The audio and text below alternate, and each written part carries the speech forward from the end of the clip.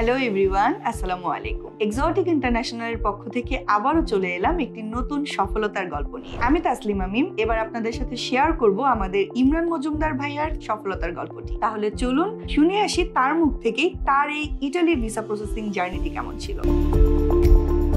তো প্রথমেই ভাইয়া আপনাকে অনেক বেশি অভিনন্দন, আপনি রিসেন্টলি ভিসা হাতে পেয়েছেন ইটালির। তো ভিসা হাতে পাওয়ার পর আপনার প্রথম অনুভূতিটা কেমন ছিল, যদি একটু আমাদের সাথে শেয়ার করতেন। আসলে সন্ধ্যার দিকে সাইফুল স্যার আমাকে একটা মেসেজ পাঠিয়েছিল। আমি ভাবি নাই যে আমি ভিসা পাবো, কারণ এত রিজেকশনের ভিড়ে অ্যাকসেপ্ট করিনি। পরে যখন দেখলাম যে ভিসার এখানে ইস্যুড লেখা, ওই মোমেন্টটা ছিল ভাষায় প্রকাশ করার মতো না। যাই হোক, এভরিথিং ইজ আলহামদুলিল্লাহ, অনেক খুশি হয়েছি, আমার মা বাবা অনেক খুশি হয়েছে। তো ভাইয়া, এত কান্ট্রিজ থাকতে আপনি পড়াশোনার জন্য ইটালিকেই কেন বেছে নিয়েছেন? আপনি যদি অস্ট্রেলিয়ার দিকে লক্ষ্য করেন, এখানে বছরে টিউশন ফি আসতেছে অ্যারাউন্ড 15 থেকে 16 লাখ, আরো বেশি হতে পারে। আবার হাঙ্গেরিতেও টিউশন ফি আছে, কিন্তু ইতালিতে কোনো টিউশন ফিজ নাই। ফুল ফান্ডেড স্কলারশিপ আছে, আরো অনেক ফ্যাসিলিটিস আছে।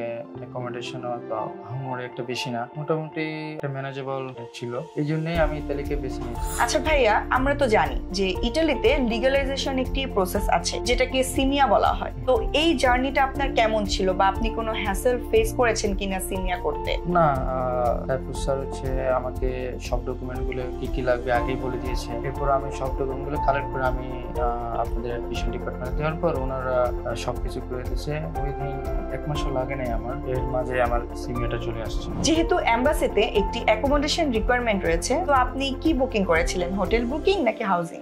ভিএফএস চেকলিস্টে দুইটাই আছে, অ্যাকোমোডেশন, হাউজিং যাই হোক, আর একটা হচ্ছে হোটেল বুকিং। সাইফুল স্যার যেহেতু বলছে যে হাউজিং এর দিলে কন্ট্রাক্টে অনেক টাকা লাগবে, অ্যারাউন্ড 70 থেকে 80,000 টাকার মতো, এটা একটা লস। উনি বলছিল যেহেতু ফ্রিতে হোটেল বুকিং দিতে, ওইটা দিলে নাকি একটা কোনো টাকা লাগবে না, এই জন্যই হোটেল বুকিংটা নেওয়া। আমি হোটেল বুকিং নিয়েছি। আপনি তো এক্সোটিক ইন্টারন্যাশনালের মাধ্যমে আপনার ইটালি জার্নিটা প্রসেস করেছেন।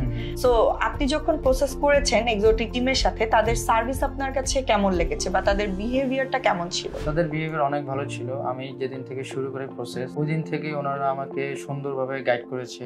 এ টু জেড, প্রিমিয়ার থেকে শুরু করে হোটেল বুকিং, ভিএফএস অ্যাপয়েন্টমেন্ট নেওয়া থেকে শুরু করে সবকিছু ওনারাই মোট করে দিছে। আফটার অল একটা স্মুথ জার্নি ছিল, স্মুথ সার্ভিস ছিল। তাছাড়া আরেকটা কথা বলতে চাই, পিস আওয়ারের বাইরেও আমার যখন কোনো কিছু প্রয়োজন হতো, 8টা হোক, রাতের 8টা হোক বা 9টা হোক, আমি যখন ওনাদেরকে কল দিতাম, আমি অলওয়েজ ওনাদের থেকে রেসপন্সটা পাইতাম। এই বিষয়টা আমার খুব ভালো লেগেছে যে যখনই ফোন দিয়েছি, রাত হোক বা দিন হোক, ওনাদের থেকে আমি রেসপন্সটা পেয়েছি। সব থেকে পজিটিভ বিষয় হলো এক্সোটিকের ডে 1 থেকে আমার ভিসা পাওয়া পর্যন্ত পেমেন্ট সংক্রান্ত যত বিষয় ছিল সবকিছুই স্মুথ এন্ড স্পষ্ট ছিল। এক্সট্রা কোনো পেমেন্ট লাগেনি, যখন যেখানে টাকা লাগছে আমি ওইখানেই পেমেন্ট করেছি। ভবিষ্যতে যারা ইটালিতে পড়তে যেতে চায়, আপনি তাদের উদ্দেশ্যে কি পরামর্শ দিবেন, বা আমাদের নতুন স্টুডেন্টদেরকে আপনি এক্সোটিক ইন্টারন্যাশনাল রিকমেন্ড করবেন কিনা, যদি একটু এই বিষয়ে বলতেন আমাকে। হ্যাঁ, অবশ্যই আমি এক্সোটিক ইন্টারন্যাশনালকে রিকমেন্ড করব, কারণ ডে 1 থেকে শুরু করে ভিসা পাওয়া পর্যন্ত ওনারা আমার অনেক হেল্প করছে।